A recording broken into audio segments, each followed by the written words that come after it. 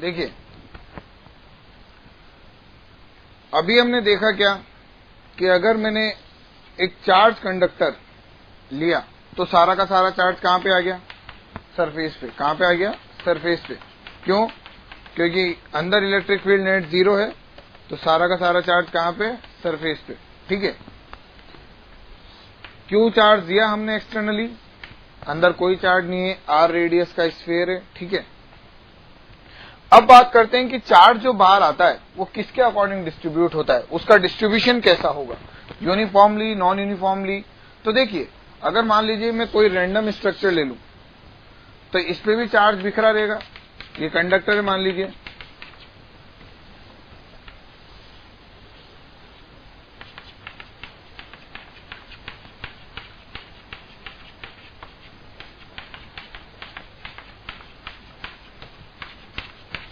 तो charge distributed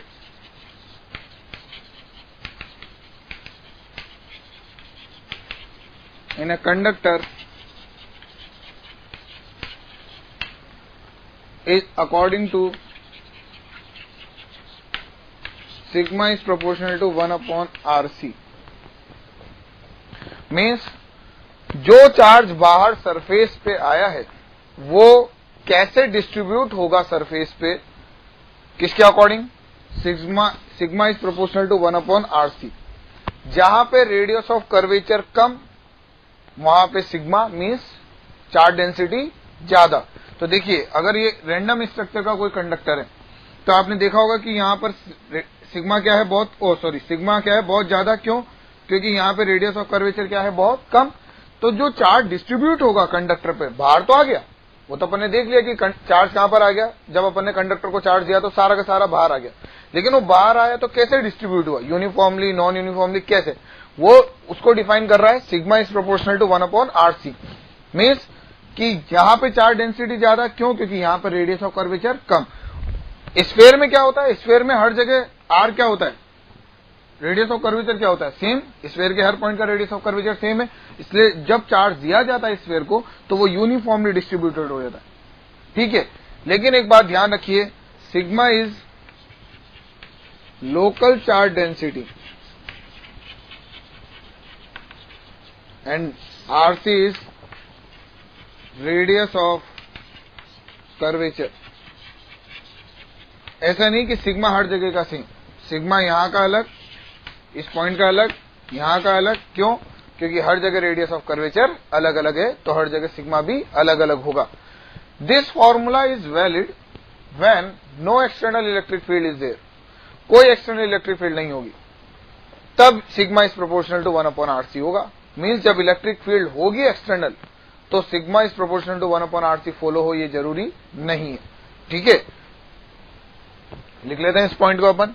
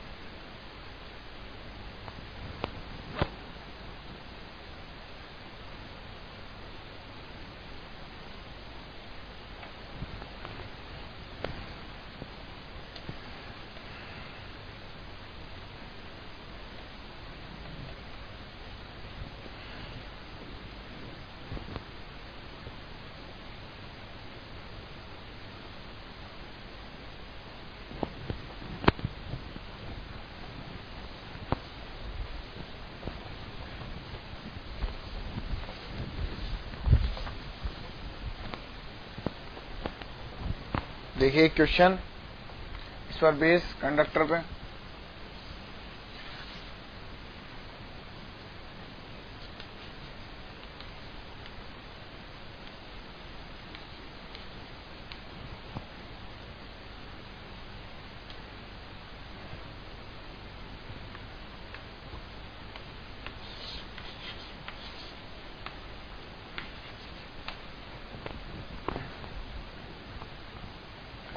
बाहर एक एक्सटर्नल इलेक्ट्रिक फील्ड जनरेट करने का सोर्स क्या, क्यू रख दिया बाहर। आपसे पूछा जा रहा है find out induce electric field. देखिए हमें पता है क्या कि net electric field inside the conductor is 0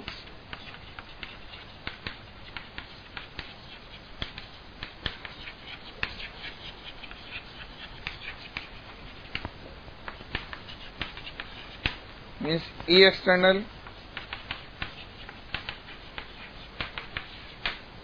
तो ई इंड्यूस, देखिए एक्सटर्नल की वजह से यहां सेंटर पे इलेक्ट्रिक फील्ड कितना है, के क्यू अपॉन डी स्क्वायर इस साइड। तो ई इंड्यूस होगा इस साइड और उसकी वैल्यू भी इतनी होगी जितनी एक्सटर्नल की है, तभी वो इलेक्ट्रिक फील्ड 0 हो सकता है। E induced equal to minus E external. तो मैग्नीट्यूड के बारे में बात करें ई इंड्यूस के, which is equal to K Q upon D square. ठीक है,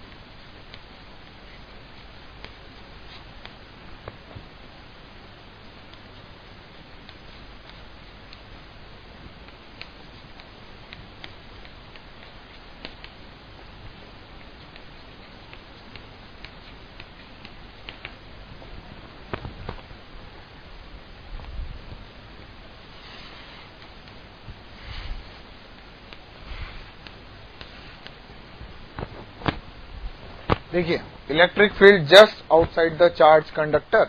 अगर हमने चार्ज दिया तो उस कंडक्टर के जस्ट आउटसाइड, मतलब सरफेस के जस्ट पास में इलेक्ट्रिक फील्ड कितनी है उसके बारे में और इलेक्ट्रिक प्रेशर के बारे में बात करते हैं। देखिए मान लीजिए कि मैंने कोई रैंडम स्ट्रक्चर वाली कंडक्टर ले लिया,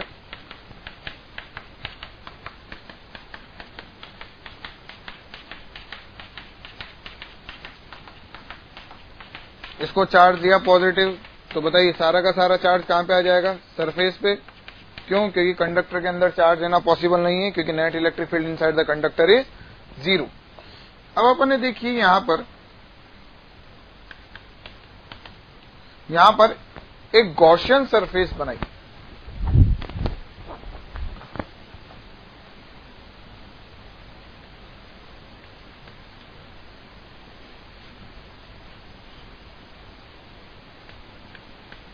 एक सिलेंड्रिकल गॉसियन सरफेस, ठीक है, ये इतनी छोटी है और मतलब इसकी विड्थ इतनी कम है कि ये जो सरफेस अंदर मैंने व्हाइट से बताई है ये लगभग स्ट्रेट है। ठीक है, तो देखिए यहां से इलेक्ट्रिक फील्ड कैसे निकल रही होगी, परपेंडिकुलर टू द सरफेस। मान लेते हैं यहां पर लोकल चार्ज डेंसिटी कितनी है, सिग्मा। इसका क्रॉस सेक्शन एरिया मान लेते हैं यहां पर छोटा सा एरिया कितना है, डीए। तो अगर मैं गॉस लॉ यूज करूं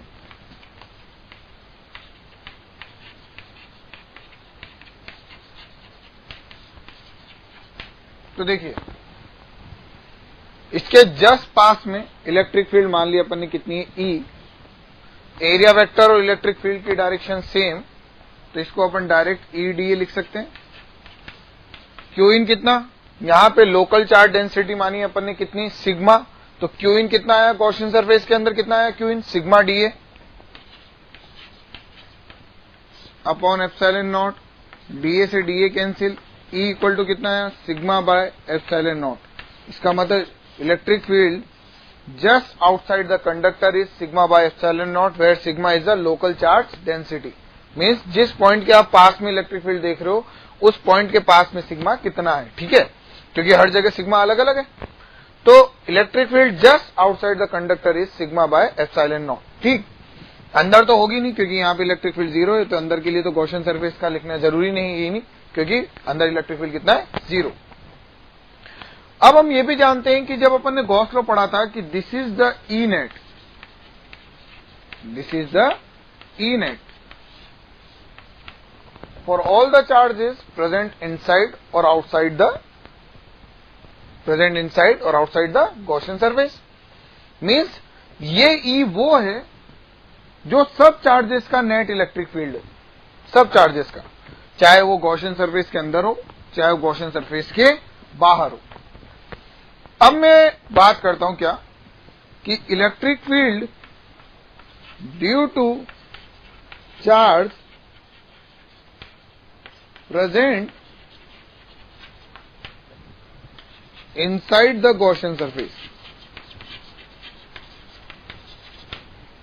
देखिए, अगर ये गॉसियन सरफेस एकदम लगभग स्ट्रेट है और पॉइंट जहां पे इलेक्ट्रिक फील्ड मुझे कैलकुलेट करना है वो पॉइंट एकदम पास में है गॉसियन सरफेस के, एकदम पास में, मीन्स ये जो सरफेस है जहां पे सिग्मा लिखा है वो, और जिस पॉइंट पे इलेक्ट्रिक फील्ड लिख रहा हूं वो इलेक्ट्रिक फील्ड इस सरफेस के एकदम पास में, बहुत पास में, एकदम जस्ट पास में। तो क्या मैं ये बोल सकता हूं कि ये पॉइंट, इस पॉइंट के लिए ये जो सरफेस है will treat as a infinite sheet. Means ऐसे समझिए कि ये जो सरफेस है जहां पे पॉजिटिव चार्ज रखा हुआ है इसके जस्ट पास में है वो पॉइंट जहां पे मैं इलेक्ट्रिक फील्ड कैलकुलेट कर रहा हूं, पॉइंट P। तो क्या इस पॉइंट P के लिए ये इतना सा सेक्शन, कंडक्टर का इतना सा सेक्शन किसकी तरह बिहेव करेगा, एक इनफाइनाइट शीट की तरह। तो electric field due to charge present inside the Gaussian surface is sigma by 2 epsilon not, क्योंकि इनफाइनाइट शीट की वजह से उसके पास में इलेक्ट्रिक फील्ड कितना होता है, सिग्मा बाय 2 एप्सिलॉन नॉट। और ये E क्या है, due to all charges present inside और outside the Gaussian surface.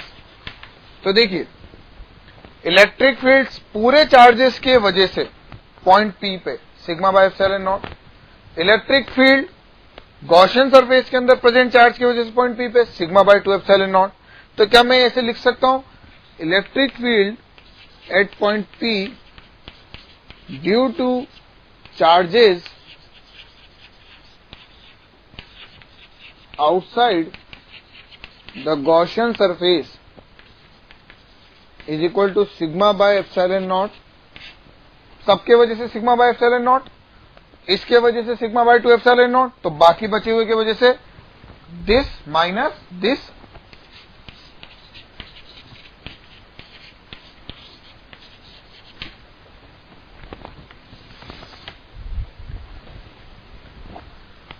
Means अब मैं यहां पर इलेक्ट्रिक फील्ड बाकी रिमेनिंग चार्जेस की वजह से, जो गॉसियन सरफेस के अंदर है उसके वजह से नहीं, उसके अलावा जो बाकी चार्जेस है पूरा कंडक्टर पे, उसके वजह से पॉइंट P पे इलेक्ट्रिक फील्ड कितना, सिग्मा बाय 2 एप्सिलॉन नॉट, और जो गॉसियन सरफेस के अंदर प्रेजेंट है उसके वजह से सिग्मा बाय 2 एप्सिलॉन नॉट, तो नेट कितना बना, सिग्मा बाय एप्सिलॉन नॉट, ठीक है।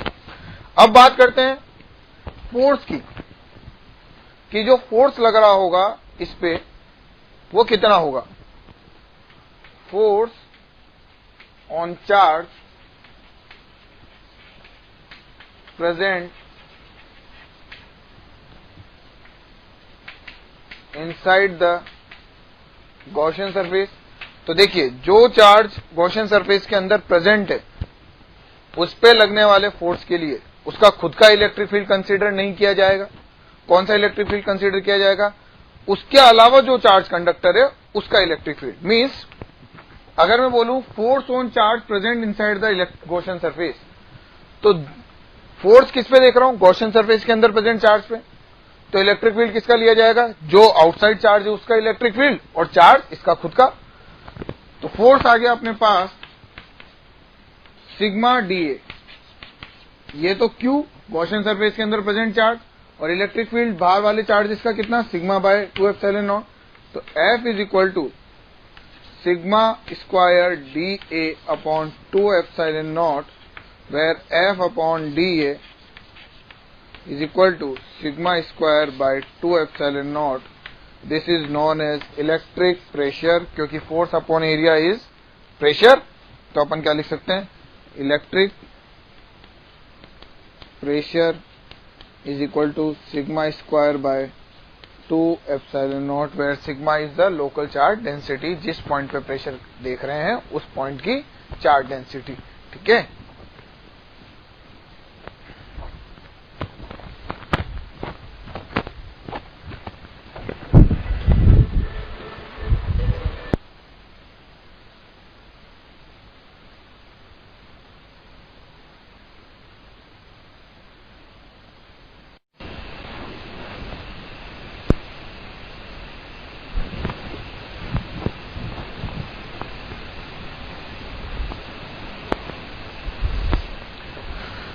अब अपन देखते हैं स्फेयर्स के बारे में, कि जैसे अगर हमने स्फेरिकल किसी बॉडी पर अगर कोई चार्ज वगैरह दिया तो उसके वजह से इलेक्ट्रिक फील्ड वगैरह कैसे प्रोड्यूस होता है, कहां पर कितना होता है।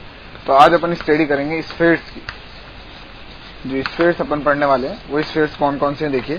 First, hollow conducting,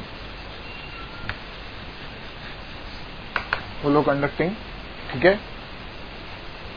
second, hollow non conducting,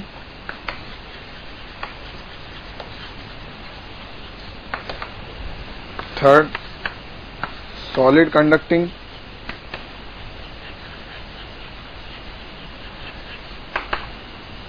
fourth solid non conducting.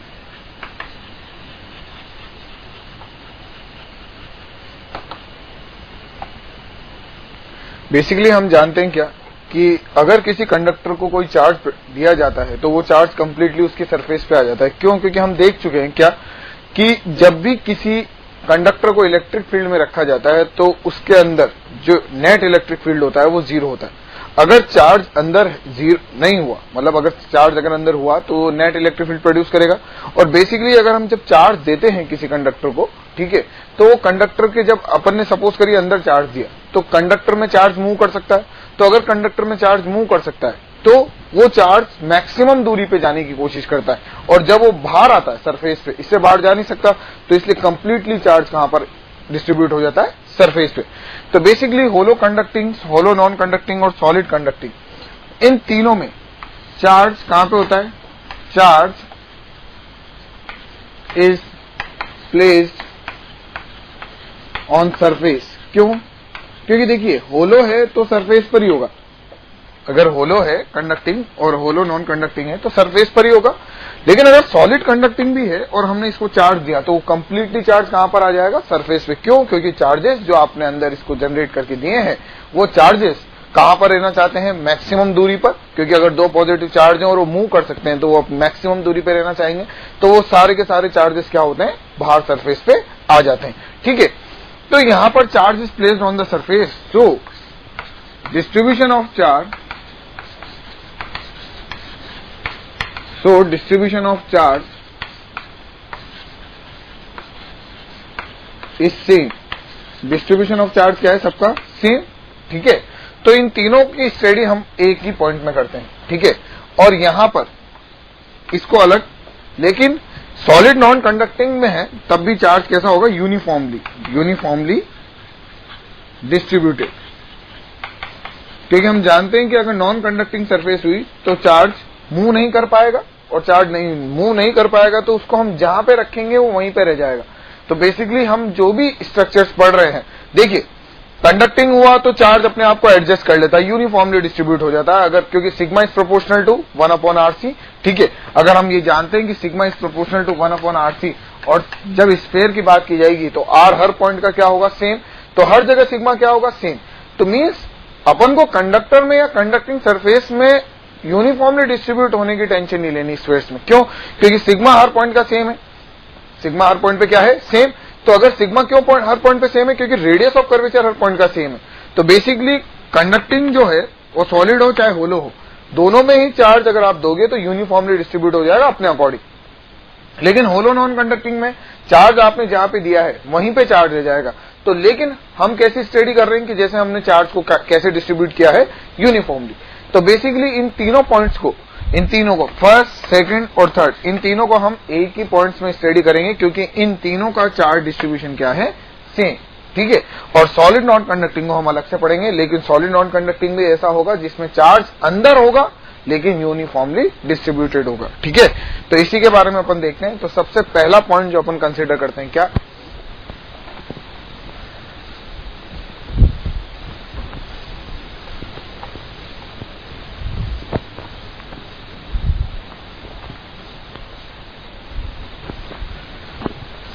Electric field due to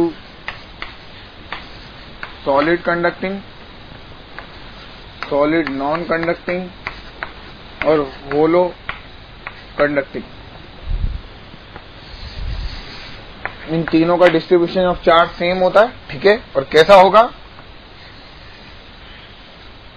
surface पे।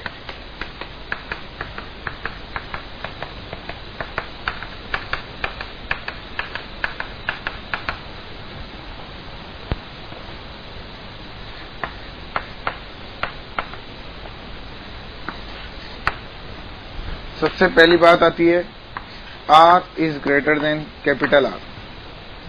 अगर आर की वैल्यू जहां पर मुझे इलेक्ट्रिक फील्ड कैलकुलेट करना है वो रेडियस से ज्यादा है, तो देखिए हमें पता है क्या क्या जिस आर पे निकालना है, क्या उस आर रेडियस की एक गॉसियन सरफेस अज्यूम कर ली जाए, स्फेरिकल। ठीक है, गॉसियन सरफेस,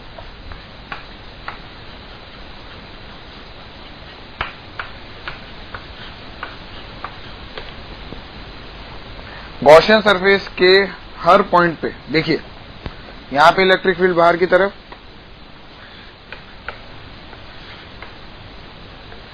हमें पता है इलेक्ट्रिक फील्ड सरफेस की कैसी निकलती है, perpendicular.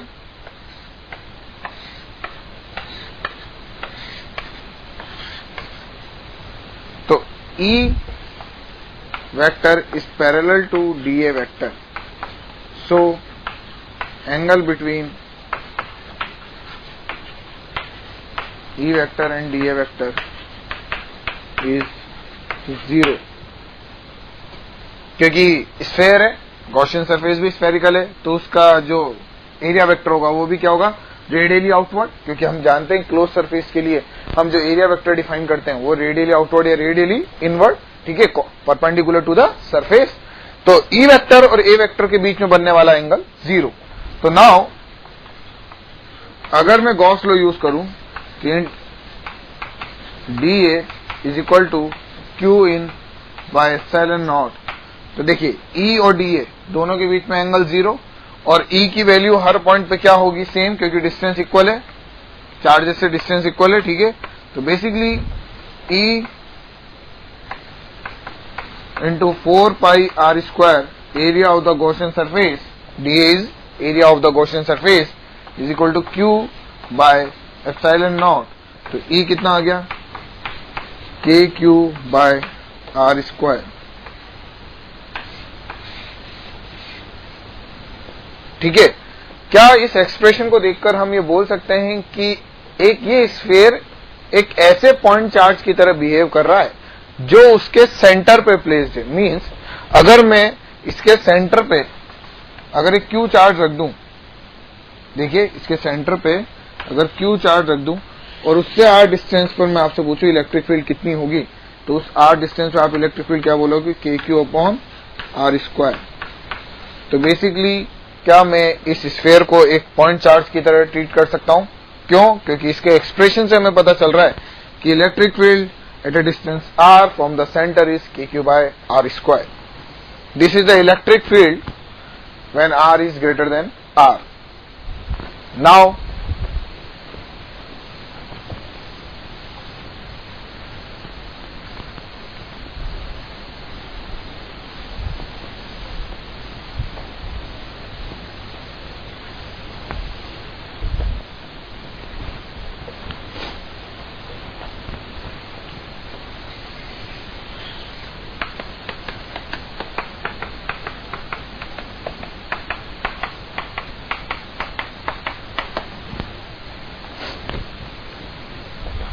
Second case r is less than capital R. तो देखिए वही Q चार्ज, रेडियस कितनी है? Capital R. इस बार R की वैल्यू हमें जिस पॉइंट पे कैलकुलेट करना है वो क्या है? स्फीयर के अंदर. तो ये हमने गॉसियन सरफेस मान ली. कितनी रेडियस की? स्मॉल r रेडियस की. Again E into 4 pi r square is equal to q in by epsilon naught. But Gaussian surface के अंदर आने वाला चार्ज कितना है? q in 0.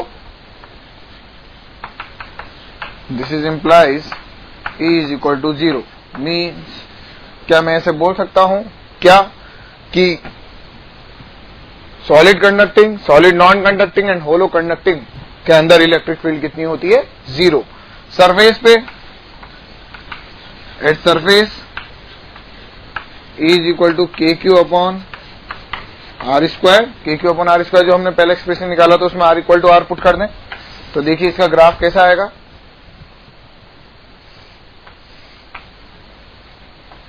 Electric field versus distance r.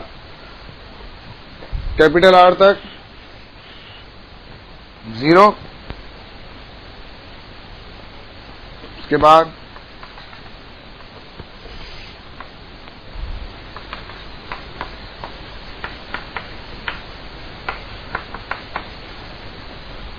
ठीक है.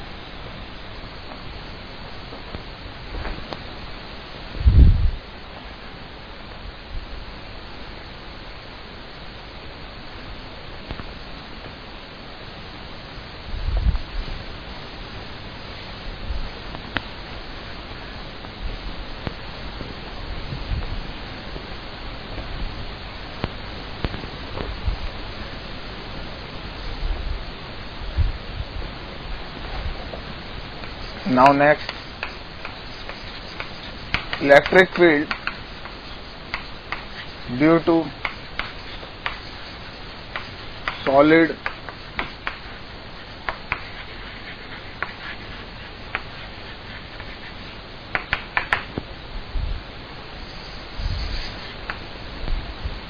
Non conducting. ठीक है. देखिए सॉलिड नॉन कंडक्टिंग का मतलब कि हमारे पास चार्ज अब क्या स्फीयर के अंदर भी होगा और हम ये मानकर चल रहे हैं कि चार्ज कैसा है? Uniformly distributed.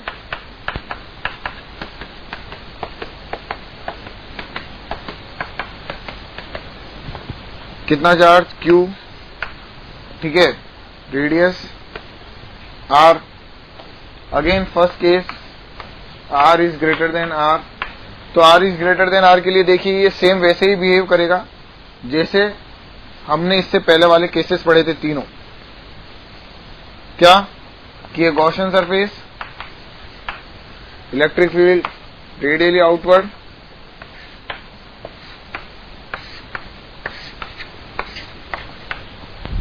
ठीक है. तो E vector is parallel to dA vector हर पॉइंट पे. तो वापस अगेन मैं गॉस लॉ यूज करूं. E vector dot dA vector is equal to q in by epsilon not. तो E और dA के बीच में बनने वाला angle 0. That means E area कितना गॉसियन सरफेस का? Area of the Gaussian surface is, distance कितनी ली अपन ने? रेडियस कितनी ली है? Small r. तो area of the Gaussian surface is 4 pi r square. Q in कितना है? Q गॉसियन सरफेस के अंदर आने वाला charge Q upon epsilon not. तो E is equal to kq upon r square. E outside और E at surface is equal to KQ upon capital R square. देखिए क्या ये एक्सप्रेशन वही आ रहा है जो अपन ने पहले होलो कंडक्टिंग, होलो नॉन कंडक्टिंग और सॉलिड कंडक्टिंग के बारे में पढ़ा था क्या, कि बाहर इलेक्ट्रिक फील्ड जो बाहर था उनके सरफेस के बाहर वो कितना आया था KQ अपॉन R स्क्वायर। तो मैं इसको भी एक पॉइंट चार्ज की तरह मान सकता हूं, लेकिन आउटसाइड द स्फीयर, स्फीयर के बाहर किसी पॉइंट पर इलेक्ट्रिक फील्ड कैलकुलेट करने के लिए मैं इसको एक पॉइंट चार्ज की तरह मान सकता हूं जो सेंटर पे रखा हुआ है, क्योंकि एक्सप्रेशन वैसा ही आ रहा है जैसा उन तीनों के लिए आया था। लेकिन अब बात करते हैं कि R is less then R होगा तो क्या होगा। R is less then R के लिए, जो कि सबसे ज्यादा इंपॉर्टेंट है क्योंकि अंदर चार्ज अब इस बार बिखरा हुआ है। ठीक है,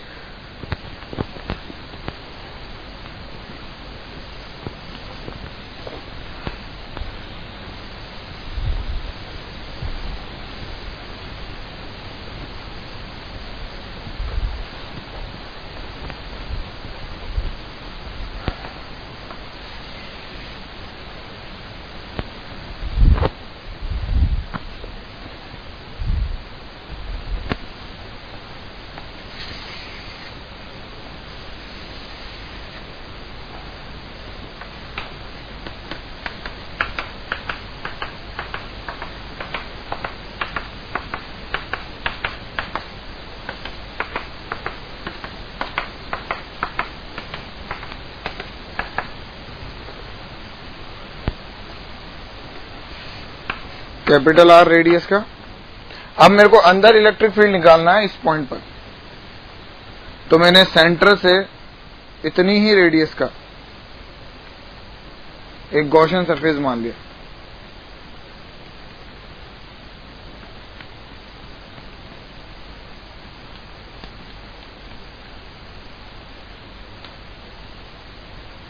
ठीक है, गॉसियन सरफेस जिसकी रेडियस कितनी है, स्मॉल r। ठीक है, इलेक्ट्रिक फील्ड अभी भी रेडियली आउटवर्ड, तो angle between E and DA is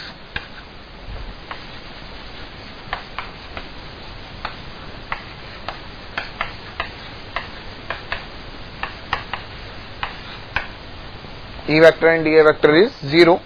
ठीक है, और बात करें आगे क्या, कि देखिए अगर मैं बोल रहा हूं कि इसमें Q चार्ज बिखरा हुआ है, कितना चार्ज बिखरा हुआ है Q, तो मैं इसके लिए जो डेंसिटी डिफाइन करूंगा, चार्ज डेंसिटी, वो Q upon 4/3 pi R cube define करूंगा। ठीक है, अगेन यूज करते हैं, कौन सा केस पढ़ रहे हैं, R is less than capital R। ठीक है, तो गॉसियन सरफेस और गॉस लॉ यूज करें तो E vector dot DA vector is equal to Q in by epsilon not. E और DA के बीच में एंगल 0, तो E into 4 pi R square is equal to Q in. Q in के बारे में देखें तो Q इन होगा गॉसियन सरफेस के अंदर आने वाला चार्ज। गॉसियन सरफेस के अंदर आने वाले चार्ज को, वो चार्ज होगा जो इस सरफेस में, देखिए इस सरफेस में जो चार्ज है वही चार्ज गॉसियन सरफेस में। ठीक है, तो अगर मैं इस चार्ज को Q नाम दे दूं तो मैं Q को क्या लिख सकता हूं, rho into 4/3 pi small r cube, क्योंकि गॉसियन सरफेस की रेडियस स्मॉल r है, डेंसिटी कितनी है रो, तो रो 4/3 पाई r क्यूब।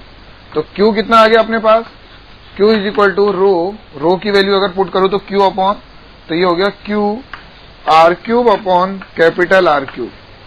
तो बेसिकली जब मैं यहां पर Q इन लिखूंगा तो Q इन क्या लिखूंगा, Q capital R cube upon R cube epsilon not.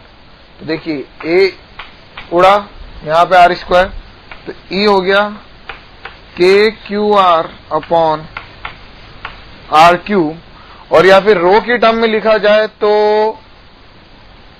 Row R upon 3 epsilon not.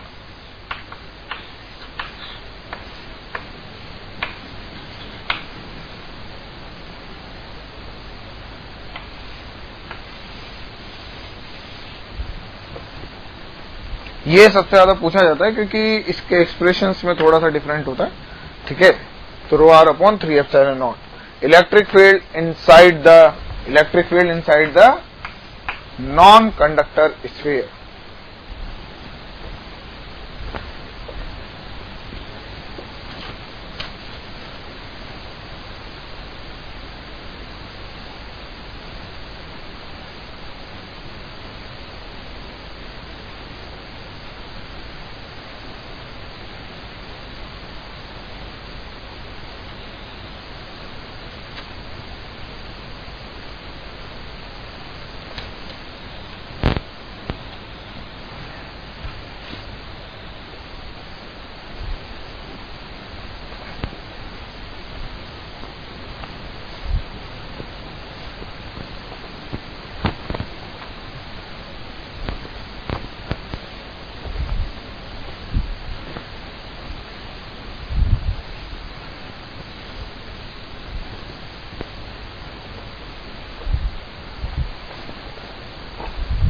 अगर मैं इसका ग्राफ बनाऊं तो ग्राफ कैसा बनेगा?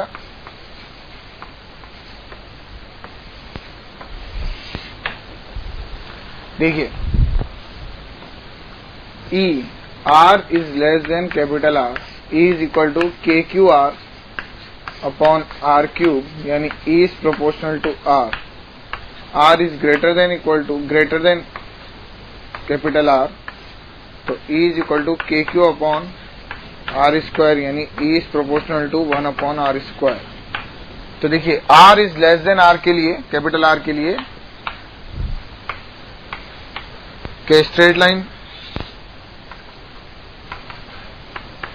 KQ अपॉन, उसके बाद डिक्रीजिंग, ये इसका कर्व, ठीक है।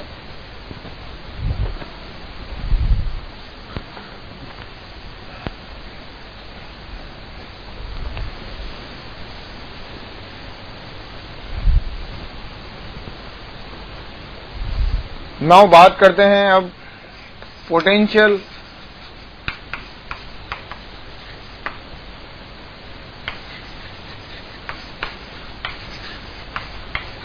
स्फीयर्स के वजह से पोटेंशियल।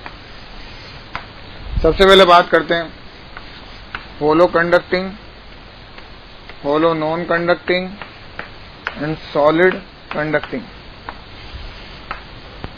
ठीक है। R is less than capital R, E is 0, first case. Second case, R is greater than R, E is equal to KQ upon R square.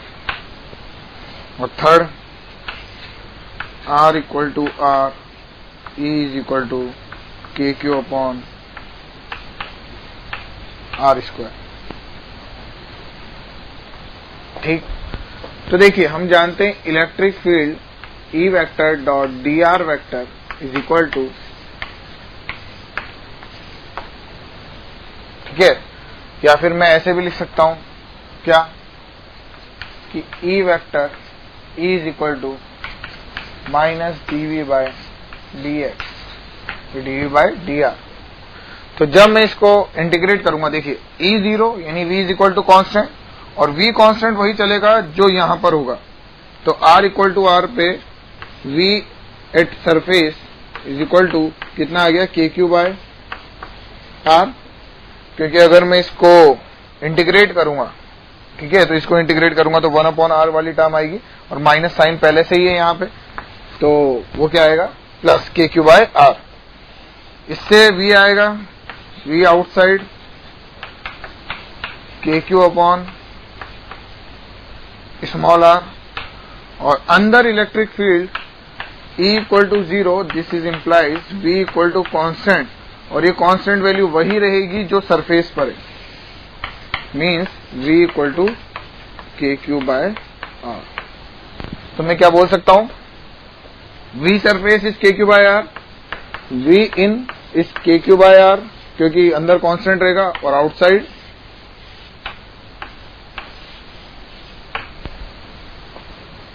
ठीक है।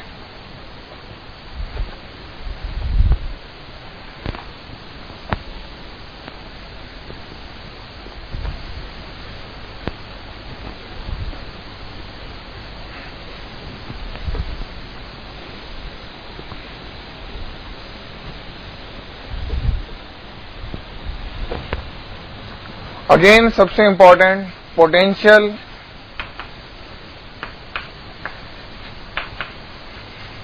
inside the solid non-conducting.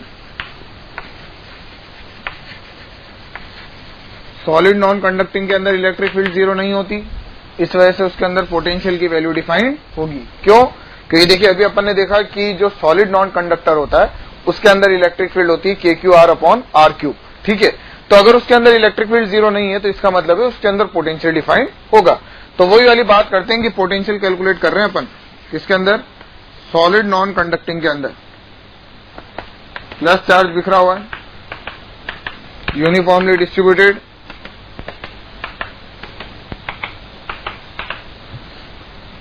अब मैं centre से R distance पे point P पे potential calculate करना चाहता हूं।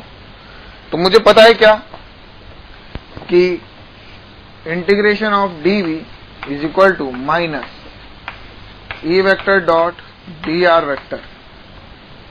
ठीक है, तो अगर मैं बोल रहा हूं कि इसमें Q चार्ज है, इसकी रेडियस कितनी है कैपिटल R, और चार्ज कैसे बिखरा हुआ है, यूनिफॉर्मली डिस्ट्रीब्यूटेड।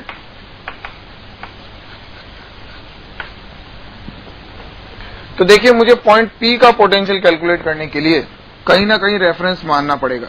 तो हमने रेफरेंस मान लिया सरफेस को, A इज पॉइंट A। ठीक है, A इज, और यहां पर पोटेंशियल कितना होगा, VA is equal to KQ/R। ये भी अपन ने पढ़ा थोड़ी देर पहले, क्या कि बाहर की सरफेस, बाहर के पॉइंट्स के लिए ये वैसे ही बिहेव करेगा जैसे वो तीन बिहेव कर रहे थे। तो बताइए सरफेस पे कितना पोटेंशियल आएगा, उनमें में कितना आया था सरफेस पे पोटेंशियल KQ/R, तो यहां पर भी कितना KQ/R। तो अब बात करते हैं यहां पर potential at point P। Potential at point P अगर मैं E के बारे में बात करूं तो देखिए यहां पर क्या है कि at R equal to R potential is VA and R equal to small r, potential is VP। ठीक है, वैसे तो अपन E की वैल्यू अब पुट करें अपन, तो यहां पर कितना आया, VP minus VA is equal to minus integration किसका, E कितना था अंदर KQR upon R³ into DR, क्योंकि R वेक्टर और DR के बीच में एंगल कितना है, जीरो, क्योंकि R वेक्टर इधर और DR भी इधर। ठीक है, मतलब इलेक्ट्रिक फील्ड और DR के बीच में एंगल कितना है, जीरो। तो ये कितना हो गया, कैपिटल R से स्मॉल r, तो VP minus KQ/R is equal to minus KQ upon R³। Integration के बाद ये आएगा R²/2, 2 बाहर ले लूं तो R² को मैं लिख सकता हूं ये small r² minus capital R²। देखिए अब कितना आया, VP is equal to KQ upon 2R³ R² minus R² plus KQ/R। तो VP is equal to KQ upon R, अगर मैं कॉमन ले लूं तो देखिए KQ अपॉन R अगर मैंने कॉमन ले लिया इन दोनों में तो अंदर एलसीएम आया, ये हुआ अंदर 2R², तो अंदर इसको अगर मल्टीप्लाई कर दें तो ये हो गया R², तो ये हो गया 1/2 minus R² upon 2R³ R² upon 2R² plus 1, तो ये हो गया 3/2, यानी KQ/R एलसीएम 2R², ये हो गया R² minus R² plus 2r², तो ये आया well potential at point P is KQ/2r³ 3r² minus r²। ये आपको याद होना चाहिए क्योंकि ये कई जगह काम आता है। पोटेंशियल का फॉर्मूला काफी इंपॉर्टेंट है, KQ/2r³ 3r² माइनस r²। ठीक है, पोटेंशियल एट पॉइंट P। अगर मैं बोलूं पोटेंशियल एट सेंटर, इसका मतलब r की वैल्यू को क्या कर दें, स्मॉल r की वैल्यू को 0, स्मॉल r 0 करते, देखिए 3KQ/2r, 3KQ/2r लिख लीजिए इसको।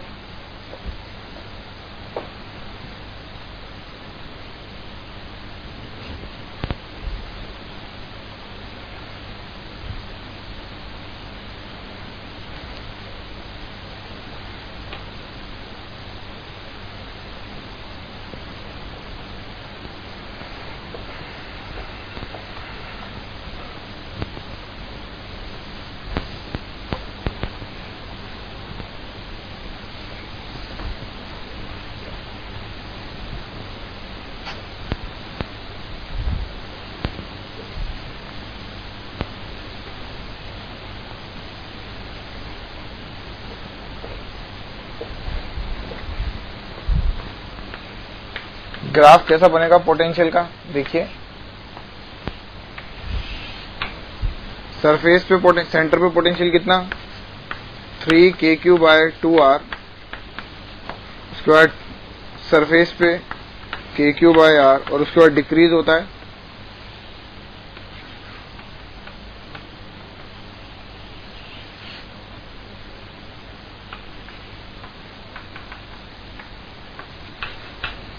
ठीक है, ये potential versus R curve.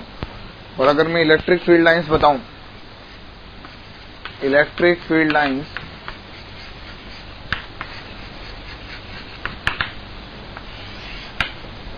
Hollow conducting, hollow non conducting and solid conducting, charge distribution surface पे लाइंस होगी ऐसे।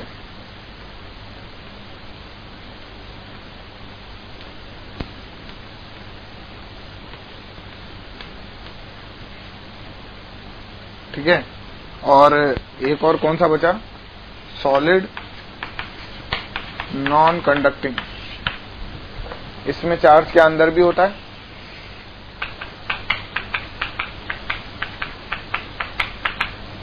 तो इलेक्ट्रिक फील्ड लाइन ऐसे निकलेगी। पॉइंट चार्ज की तरह मान सकते हैं इसको अपन। ठीक है, जैसे सेंटर पे एक पॉइंट चार्ज रखा हुआ है,